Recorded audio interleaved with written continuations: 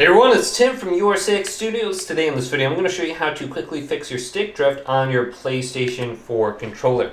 Now the first thing you want to do is just clean off any kind of debris that may be collecting right here on the side of the thumbsticks. So just get a rag and just clean and wipe this off so you don't see anything on both of the sticks here.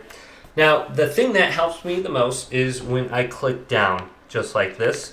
And I create a little bit of a separation between the cover and then the thumbstick itself, and blow into here with your mouth or using compressed air, then rotate it to the other side and do the same thing, then up and then down. So blow into all directions, up, down, left, right, and that is what typically helps me out.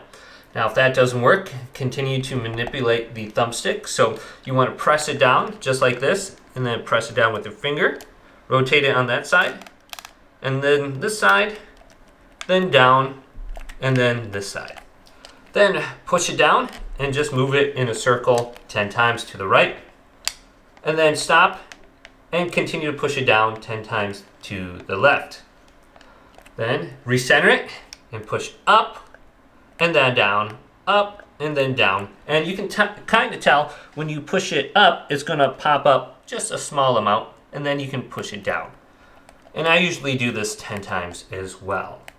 So very quick process. Most of the time when I blow into it, that is what fixes it temporarily. So hopefully this video did indeed help you out. If it did, leave it a big thumbs up and subscribe to my channel down below for more tech videos coming up next on Your 6 Studios.